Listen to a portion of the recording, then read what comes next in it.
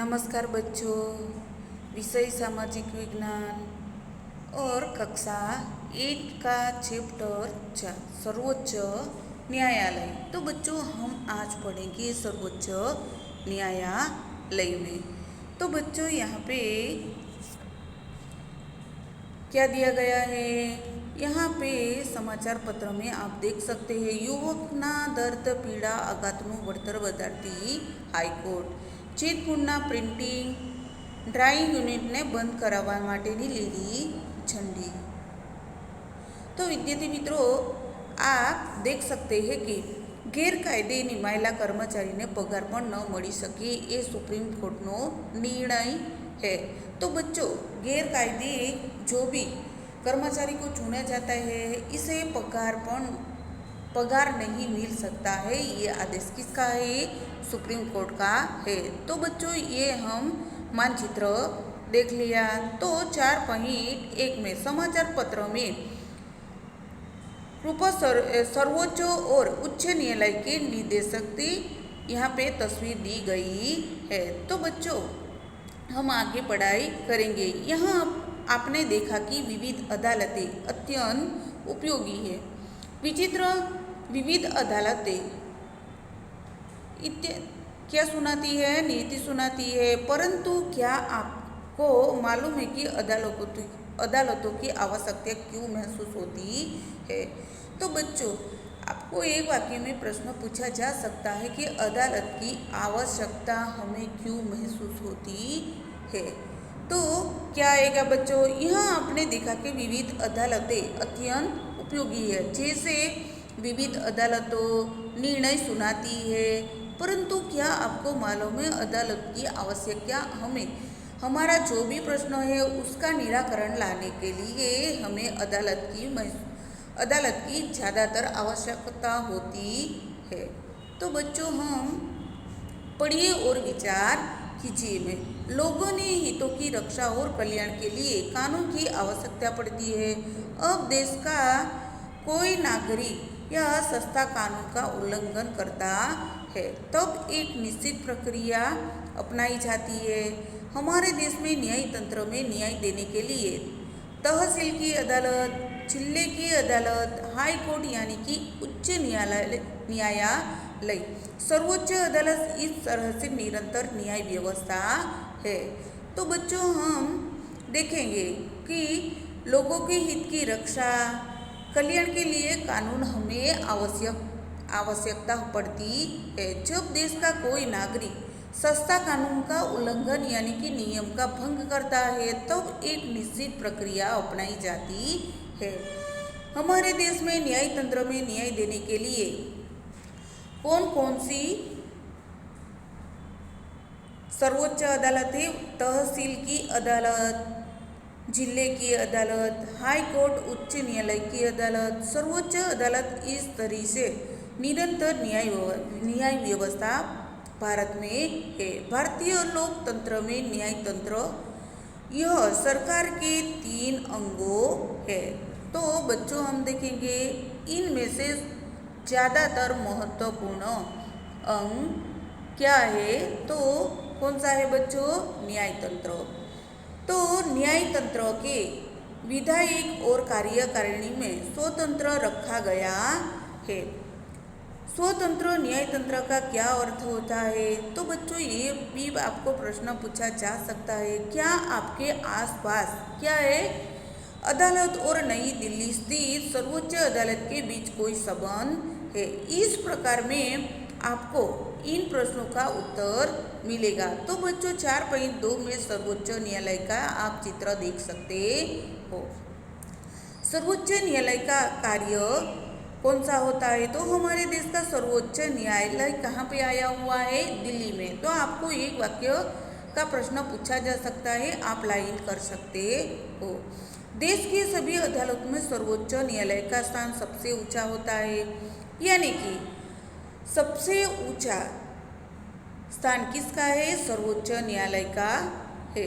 भारत में 28 जनवरी 1950 के दिन सर्वोच्च न्यायालय कार्यरत हुआ था। तो बच्चों आपको एक वाक्य में प्रश्न पूछा जाए क्या कि भारत में सर्वोच्च अदालत कब तक कार्यरत हुआ था? तो 28 जनवरी 1950 के दिन सर्वोच्च न्यायालय कार्यरत हुआ था। मूलभूत अधिकारों के पालन करने का अधिकार किसे दिया है? सर्वोच्च न्यायालय के पास है। कोई भी व्यक्ति या संस्था सर्वोच्च न्यायालय में न्याय प्राप्त करने के लिए आवेदन करता है। यानी कि कोई इंसान हो, आदमी हो, तो उसे कोई भी समस्या हो तो वो सर्वोच्च न्यायालय में न्याय प्राप्त करने के लिए आवेदन यानी कि अर्जी कर सकता है। विवादों पर निर्णय देना। सर्वोच्च न्यायाधीश नागरिकों को नागरिक और सरकार शब्दों के बीच तथा केंद्र और राज्य के बीच विवादों को दूर करने का कार्य करता है। इसे समझने के लिए हम गुजरात राज्य के नर्मदा बचाओ आंदोलन के केस को समझेंगे।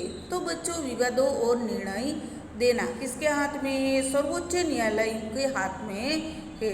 नागरिकों को नागरिक और सरकार, राज्य के बीच तथा केंद्र और राज्य के बीच के विवादों को दूर करने का कार्य करता है।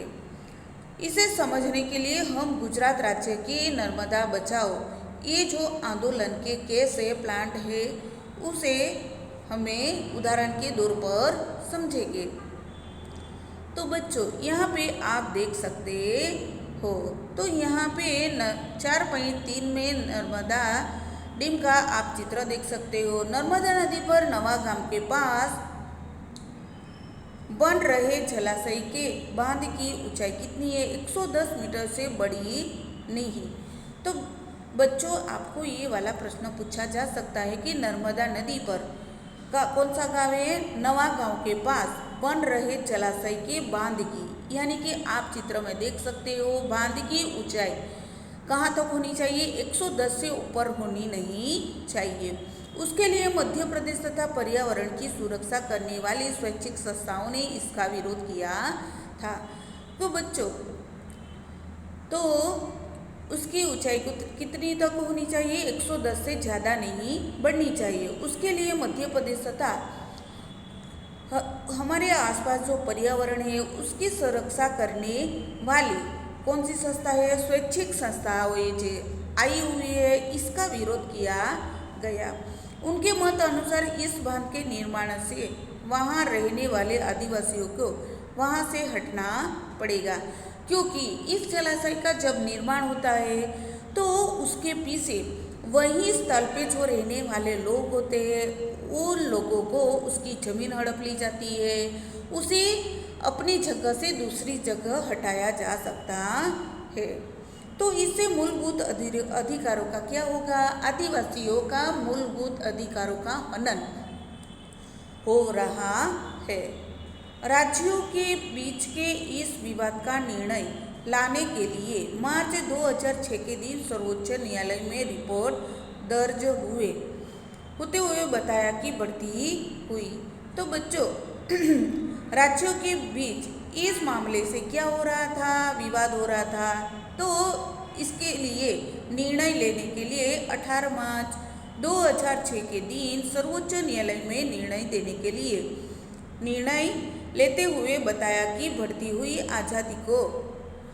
हुई आबादी यानी कि जन लोगों को ध्यान में रखते हुए यह योजना अधिक महत्वपूर्ण है। तो बच्चों, हम आगे देखेंगे कि सरदार सरोवर योजना के कारण सजीव सृष्टि और पर्यावरण में सुधारात्मक परिवर्तन होने की संभावना है।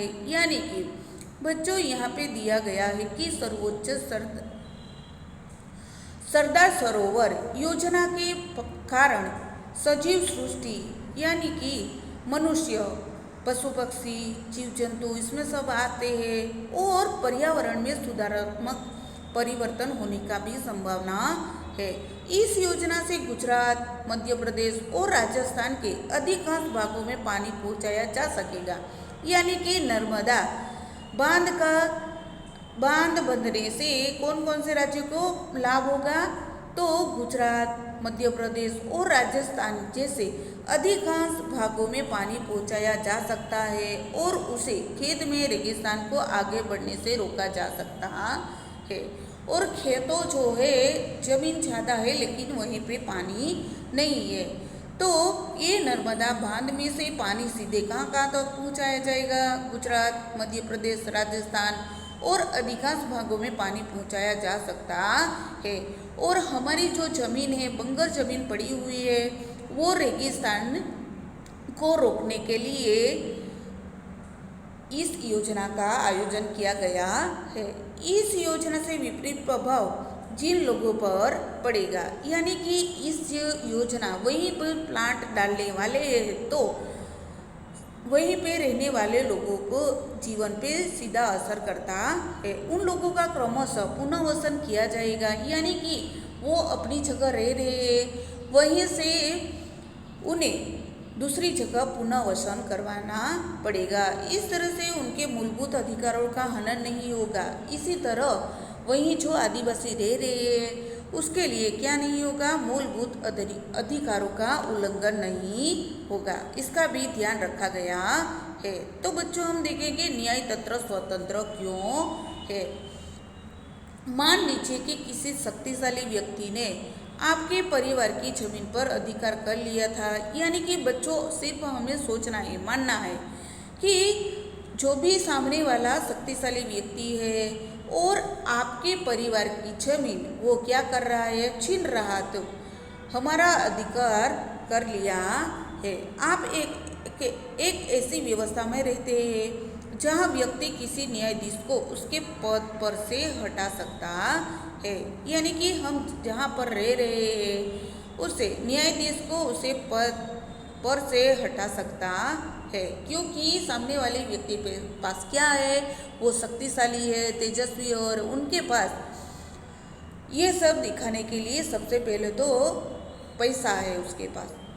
अथवा आप एक ऐसी व्यवस्था में रह रहे हैं जहाँ व्यक्ति किसी न्यायाधीश को उसके पद से हटा सकता है, रुपया देकर हटा सकता है अथवा उसका स्थलांतर करवा सकता है, यानी कि वो यहाँ से ट्रांसफ़र भी करवा सकता है। जब आप इस मामले को अदालत में ले जाए तब न्यायाधीश उसका पक्ष लेता हुआ दिखलाई पड़ेगा।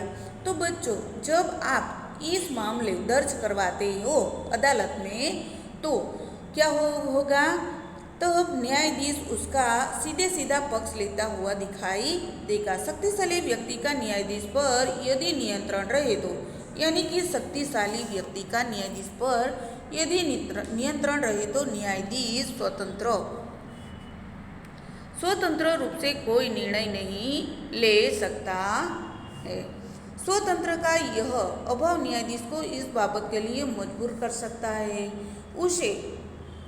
उसे हमेशा शक्तिशाली व्यक्ति के पक्ष में निर्णय देना पड़ता है, यानी कि बच्चों स्वतंत्र का यह अभाव न्यायाधीश को इस बात के लिए मजबूर कर सकता है और उसे शक्तिशाली व्यक्ति के पक्ष में निर्णय देना पड़ता है। परंतु भारतीय संविधान इस प्रकार के हस्तक्षेप को पसंद नहीं करता है। तो बच्चों परंतु भारतीय संविधान में लिखा गया है कि इस प्रकार के हस्तक्षेप, यानी कि हम बार बार उसे टोक रहे हैं, ऐसी बाबत भारतीय संविधान में नहीं है। इसीलिए हमारे संविधान में न्याय तंत्रों को कार्यकारिणी, विधानसभा से स्वतंत्र रखा गया है। तो बच्चों ये वाला प्रश्न पूछा जाएगा कि भारतीय संविधान में न्याय तंत्र को क्यों अलग से रखा गया है? तो भारतीय संविधान में न्याय तंत्र को कौन कौन से कार्य होते हैं? कार्यकारिणी, विधानसभा से स्वतंत्र रखा गया है। इसीलिए एक बार उच्च न्यायालय और सर्वोच्च न्यायालय के न्यायाधीशों को नियुक्ति हो जाने के बाद किसी न्यायाधीश को उसके पद से हटा पाना बहुत ही कठिन होता है। तो बच्चों एक बार न्यायालय में से जो भी व्यक्ति को न्यायाधीश के नियुक्ति हो जाने के बाद किसी न्यायाधीश को उसके पद से हटा पाना बहुत ही मुश्किल कार्य है। यदि किसी व्यक्ति को ऐसे लगे कि उसके भूतपूर्व अधिकारियों का उल्लंघन ही हो रहा है और किसी व्यक्ति को क्या लगता है कि उसके मूलभूत अधिकारों का पालन नहीं हो रहा है, उसका उल्लंघन हो रहा है, तो वो अदालत में जाके अपनी अर्जी दर्ज करवा सकता है। तो बच्चों हम यहाँ पे देखेंगे विभिन्न स्तर की अदालतें क्या एक दूसरे के साथ जुड़ी हुई होती है। तो बच्चों हम देखेंगे ये चित्र आप देख सकते हो, ये गटर लाइन, नाले का पानी सीधे कहाँ जा रहा है, नदी में जा रहा है। तो इसी तरह क्या हो सकता है, सभी नाले का पानी, नदी का पानी क्या हो जाएगा, गंदा हो जाएगा। जी हाँ, इस व्यवस्था को समझने के लिए केस करने को व्यवस्था को समझे, यानी कि हमें ये बाबत और व्यवस्था समझने के लिए केस करने की व्यवस्था को हम समझेंगे। यदि किसी व्यक्ति को ऐसा लगे कि निचली अदालत के द्वारा दिया गया निर्णय योग्य नहीं है, जो जिस व्यक्ति ने क्या करी है, अर्जी दर्ज करवाई है, तो उसे अच्छे से न्याय नहीं मिल रहा है, तो निचली अदालत के द्वारा दिया गया निर्णय योग्य नहीं लगे तो वह उसके ऊपर के न्यायालय में केस दर्ज करवा सकता है। अपील की व्यवस्था को समझने के लिए आइए इस एक केस देखिए। इस केस में वास्तविकता यह है कि रतलाम नगरपालिका द्वारा बनाई हुई सड़क को दक्षिण दिशा में होकर मकान आए हुए, इन मकानों के पीछे और कॉलेज की सीमा के साथ नगरपालिका की पुरानी सड़क और नई सड़क सरकार की। तो बच्चों हम देखेंगे अपील की व्यवस्था को समझने के लिए आइए इस तरह एक केस देखते हैं। इस केस में वास्तविकता यह है कि रतलाम नगरपालिका द्वारा बनाई हुई जो सड़क है वो कौन सी दिशा में है, दक्षिण दिशा में। देखे तो वहीं पर मकान आए हुए हैं, इन मकानों के पीछे और कॉलेज की सीमा के साथ नगरपालिका की पुरानी सड़क और नई सड़क सरकारी कॉलेज से संलग्न थी, कॉलेज से संलग्न थी। तो इन दोनों के बीच में गंदे पानी का नाला निकलता था, यानी कि सरकारी कॉलेज और मकानों जो आए हुए थे, तो उसके बीच से क्या गुजर रहा था, नदी का नाला गुजर रहा था। उसमें रंग रसायन कारखानों का गंदा पदार्थ और रंग रसायनों दुर्गंध आती थी। यानी कि बच्चों ये जो नाला है उसमें बड़ी बड़ी जो क्या होती है, कारखाने होते हैं, कंपनियां होते हैं, उसमें से निकाला गया उपयोग किया गया हुआ पानी जो गंदा होता है, वही पानी पदार्थ में मिलावट किया हुआ रंग रसायन की दुर्गंध आती थी, उससे नाले में छोड़ दिया जाता था और वही पानी कहाँ छोड़ दिया जाता है, नाले में। तो उससे सारा का सारा पानी क्या हो जाएगा, गंदा। उसके साथ इस नाले के किनारे रहने वाले लोग, आसपास के लोग शौच क्रिया पेशाब करते थे। यानी कि आसपास में जो लोग रह रहे हैं वो आसपास के लोग शौच क्रिया या पेशाब करते थे। राज्य का स्वास्थ्य विभाग के बहुत ही बड़ी संख्या में उत्पन्न होने वाले मच्छरों को अंकुश में रखने के लिए निष्फल रहे थे। इसीलिए स्थानीय लोगों ने इस गंदगी को दूर करने के लिए उनके अनेक बार आवेदन पत्र भी दिया, परंतु इस विभाग के अधिकारी गंदगी दूर करने में असफल रहे। परिणाम स्वरूप स्थानीय लोग तहसील की अदालत में गए। तो बच्चों आसपास के लोग क्या करते थे, खुले में ही शौच क्रिया करते थे। इससे क्या होगा, ज़्यादातर गंदगी होती है। राज्य का स्वास्थ्य विभाग की बहुत बड़ी संख्या में उपलब्ध होने वाले मच्छरों को अंकुश में रखने में निष्फल हो गए। इसीलिए स्थानीय लोगों से इस गंदगी को दूर करने के लिए अनेक बार आवेदन पत्र दिया, लेकिन उन्हें संतोषकारक उत्तर नहीं मिला। उस विभाग के अधिकारियों गंदगी दूर करने से असफल रहे। परिणाम स्वरूप स्थानीय लोग तहसील की अदालत में जाते हैं। तो बच्चों हम देखेंगे कि तहसील की अदालत का कैसा फैसला है। तहसील अदालत का निर्णय न्यायाधीश ने स्थानीय लोगों के पक्ष में निर्णय देते हुए कहा कि यानी कि न्यायाधीश ने स्थानीय लोग जो रह रहे हैं उसके पक्ष में निर्णय लेते हुए कहा कि नगर पालिका और टाउन इम्प्रूवमेंट ट्रस्ट में रोकने के लिए, इसीलिए इन दोनों को संस्थाओं के तुरंत उपलब्ध दूर करने का आदेश दिया जाता है। वो भी कितने दिन में? 15 दिन में पक्की गटर लाइन डालने की प्रक्रिया शुरू की जाए। तो बच्चों यहाँ पे दिया गया है ये जो काम है वो काम कितने दिन में पूरा होना चाहिए? 15 दिन में पूरा होना चाहिए। और पक्की गटर की लाइन डालने की व्यवस्था का सूचन दिया है। तो बच्चों हम आगे देखेंगे। तहसील अदालत का निर्णय हमने देख लिया। उसके बाद हम देखेंगे जिला अदालत का निर्णय कौन सा है। तो नगर पालिका इन केस की रतलाम जिले की अदालत में ले गई। तो उसमें क्या जिला अदालत में कौन सा निर्णय मिला? तहसील को अदालत के निर्णय को अनुचित घोषित किया गया है। तो बच्चों तहसील की अदालत में निर्णय को अनुचित घोषित किया गया है। तो बच्चों हम देखेंगे स्थानीय निवासी यानी कि उस स्थान पर रहने वाले लोग इस केस को उच्च न्यायालय में ले गए। उच्च न्यायालय में तहसील की अदालत के निर्णय को मान्य रखा, परंतु उसके आदेश किया कि बच्चों यहाँ पे आप देख सकते हैं तो तहसील अदालत का निर्णय अनुचित घोषित किया गया है और स्थानीय लोग जो रह रहे हैं इसको उच्च न्यायालय में ले गए और उच्च न्यायालय में तहसील की अदालत को निर्णय को महत्व रखा, परंतु उसने यह आदेश दिया कि तो बच्चों हम देख सकते हैं उच्च न्यायालय का निर्णय। तो पक्की गटर तालुका के लिए 15 दिन के बदले 7 महीने का समय दिया जाता है और गड्ढों को मिट्टी से भरकर जिसमें पानी न भरा जाने के लिए मच्छर न हो और कार्य 2 वर्ष में पूर्ण करना है। तो बच्चों इससे उल्टा उच्च न्यायालय का निर्णय क्या है? तो पक्की गटर की लाइन के लिए 15 दिन के बाद 15 दिन नहीं परंतु कितने दिन?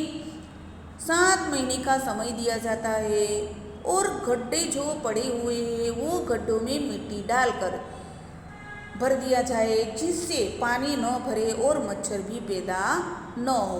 इस कार्यों में पूरा कितने वर्ष में पूरा होना चाहिए? 2 वर्ष में पूरा होना चाहिए। तो बच्चों रतलाम नगर पालिका इस आदेश से संतुष्ट नहीं है, यानी कि उसने जो हाई कोर्ट उच्च न्यायालय का निर्णय जो भी था उन लोग वहीं पे रहने वाले लोगों को संतुष्ट नहीं हुआ, इसीलिए उसी ने सर्वोच्च अदालत में केस दायर करवाया। सर्वोच्च अदालत में तहसील के न्यायालय के आदेश करे मान्य रखा और इसी अलावा ऐसा आदेश दिया गया। तो बच्चों हम देखेंगे सर्वोच्च अदालत का निर्णय कैसा था। तो सर्वोच्च अदालत का निर्णय नगर पालिका और राज्य सरकार दोनों सामूहिक रूप से प्रदूषण करने वाले रंग रसायन प्लांट को बंद करवाई। यानी कि सर्वोच्च अदालत का सबसे पहला कौन सा निर्णय था? नगर पालिका और राज्य सरकार दोनों सामूहिक रूप से देखा जाए तो प्रदूषण करने वाले जो रंग रसायन के प्लांट डाले जाते हैं उसे बंद करवाया चाहिए। तो 4.5 में आप देख सकते हो निर्णायक देने वाले न्यायाधीश का चित्र यहाँ पर दिया गया है। तो बच्चों ये हमने केस देखा, केस से पता चलता है कि कौन कैसा निर्णय देता है। पहले में अपने प्रॉब्लम का सॉल्यूशन नहीं होता है तो दूसरे में आप जिले में जा सकते हो, जिले में नहीं मिला तो आप ऊपर में जा सकते हो और उसमें नहीं हमें जो निर्णय हमें संतोषकारक नहीं मिलता है तो सर्वोच्च अदालत का निर्णय भी हम ले सकते हैं। तो बच्चों हम आगे देखेंगे कि क्या प्रत्येक व्यक्ति अदालत की शरण में जा सकता है? नहीं बच्चों, हम प्रत्येक व्यक्ति अदालत में नहीं जा सकते हैं। हम आगे देख चुके हैं कि प्रत्येक व्यक्ति अपने मूलभूत अधिकारों की रक्षा के लिए अदालत में जा सकता है। हम आगे देख चुके हैं कि प्रत्येक व्यक्ति अपना जो प्रॉब्लम है, सॉल्यूशन है, उसका सॉल्यूशन लाने के लिए मूलभूत अधिकारों की रक्षा के लिए अदालत में जा सकता है। परंतु वास्तव में गरीबों को अदालत में जाना काफ़ी मुश्किल होता है। यानी कि बच्चों, जो व्यक्ति कैसा है, गरीब है, हर रोज का लाके खाता है, वो मजदूर है, तो वो वास्तव में गरीबों को अदालत में जाना क्या है, ज़्यादा मुश्किल कार्य है। कानूनी प्रक्रिया में न केवल पैसा और कागजी कार्यवाही की ज़रूरत होती है, यानी कि ये जो कानूनी प्रक्रिया है उसमें केवल पैसा और कागज की कार्यवाही उपस्थित नहीं होती है, परंतु उसमें क्या होता है, समय बर्बाद होता है, बर्बाद भी अधिक लगता है। यदि कोई गरीब व्यक्ति लिखना पढ़ना न जानता हो और वह अपने परिवार का गुजारा मजदूरी से करता हो, तो अदालत में जाना और न्याय प्राप्त करने का काम उसके लिए बहुत ही कठिन कार्य है। तो बच्चों, हम देखें कि कानूनी प्रक्रिया में केवल क्या है, पैसा और कागजी कार्यवाही जरूरत नहीं होती है, परंतु उसके साथ साथ हमारा समय भी बर्बाद होता है, अधिक लगता है। यदि कोई गरीब व्यक्ति लिखना पढ़ना न आता हो, जानता न हो, तो वह अपने परिवार का गुजारा कैसे करेगा, मजदूरी करके करता है, तो अदालत में जाना और न्याय प्राप्त करने का काम उसके लिए बहुत कठिन कार्य होता है। इन बातों पर ध्यान में रखते हुए 1980 के दशक में सर्वोच्च अदालत में जनहित के लिए आवेदन पत्र की व्यवस्था को स्वीकार किया है। तो बच्चों, ये वाला आपको प्रश्न पूछा जाएगा कि इस बाबत को ध्यान में रखकर 1980 के दशक में सर्वोच्च अदालत के जनहित के लिए आवेदन पत्र की व्यवस्था स्वीकार किया था। तो बच्चों, ये वाली लाइन कर सकते हैं, इस तरह सर्वोच्च अदालत ने न्याय अधिक से अधिक लोगों तक पहुंच सके ऐसा प्रयास किया है। तो बच्चों, इस तरह सर्वोच्च अदालत ने गरीब व्यक्ति को न्याय अधिकार से अधिक लोगों तक पहुंच सके ऐसी प्रयास भी किए गए हैं। न्याय तंत्रों को तरफ से कोई भी व्यक्ति अथवा संस्था के द्वारा ऐसे लोगों की तरफ से जनहित को याचिका करने का अधिकार दिया गया है। तो बच्चों, यहाँ पे न्यायाधीश की तरफ से कोई भी व्यक्ति अथवा संस्था द्वारा ऐसे लोगों की तरफ से जनहित की याचिका करने का अधिकार भी मिला है। जिन अधिकारियों का उल्लंघन हो रहा है, तो वह इस याचिका को उच्च न्याय तंत्र अथवा सर्वोच्च अदालत में कर सकता है। यानी कि बच्चों, जो भी व्यक्ति को ऐसा लगा कि हमारा जो अधिकार है उस अधिकार का उल्लंघन हो रहा है, तो यह याचिका कहाँ ले जा सकता है, वो उच्च न्यायालय और सर्वोच्च अदालत में अपनी अर्जी दर्ज करवा सकता है। 1980 के बाद जनहित याचिका के माध्यम से अनेक लोगों की न्याय दिया गया है। तो बच्चों, 1980 के बाद जनहित याचिका माध्यम से लोगों को न्याय दिया गया है। मजदूरों को अमानवीय वेतन श्रम से मुक्ति दिलाने के लिए जनहित याचिका का उपयोग किया गया था। यानी कि जो भी लोग मजदूर होते हैं, अमानवीय श्रम यानी कि ज़्यादातर श्रम करते हैं, और इसमें मुक्ति दिलाने के लिए जनहित याचिका उपयोग किया गया था।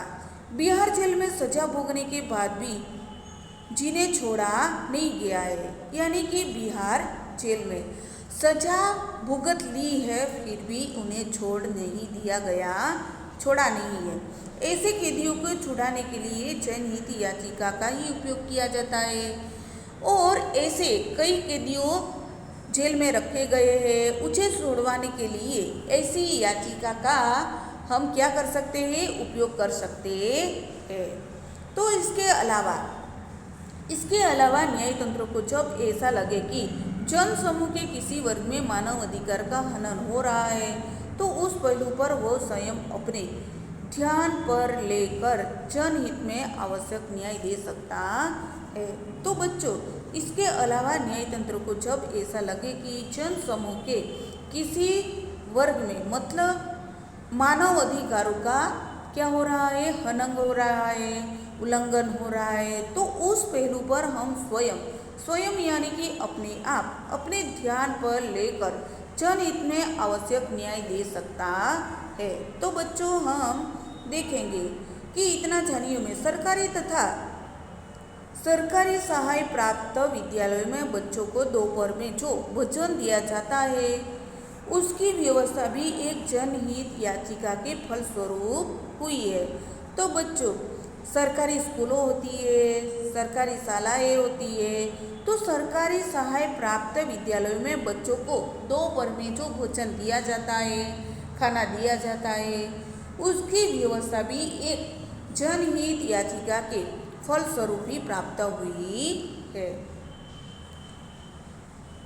मूलभूत अधिकारों के साथ उसके अमल के उद्देश्य से दाखिल की जाने वाली जनहित याचिका यदि अयोग्य हो तो उस याचिका को दायर करने वाले व्यक्तियों या संस्थाओं को सर्वोच्च अदालत दंड भी कर सकते हैं। यानी कि बच्चों, मूलभूत अधिकारों के साथ उसके अमल के उद्देश्य से दाखिल की जाने वाली जनहित याचिका है, हम अर्जी दर्ज करवाते यदि वो अयोग्य हो, जो योग्य न हो, तो याचिका को दायर करने वाले व्यक्ति यानी कि याचिका को ध्यान में रखते हुए दायर यानी कि दर्ज करवाने वाले व्यक्ति पे क्या हो सकता है, व्यक्ति, संस्था और सर्वोच्च अदालत दंड भी कर सकती है। तो बच्चों, यहाँ पे हमारा चैप्टर पूर्ण होता है और स्वाध्याय प्रश्न 1 नीचे दिए गए प्रश्नों के उत्तर लिखिए। 1 से 4 दिए गए हैं। और प्रश्न 2, नगर पालिका के केसों को ध्यान में रखकर नीचे दिए गए वाक्यों को पढ़िए और वाक्य सत्य हो उसके सामने सही निशानी कीजिए और जो गलत है तो उसे सुधार कर फिर से हमें लिखना है। तो बच्चों, आपको स्वाध्याय सामाजिक विज्ञान की कॉपी में लिखना है और प्रश्न 1 से 2 आपको एग्जाम के लिए तैयारी करनी है।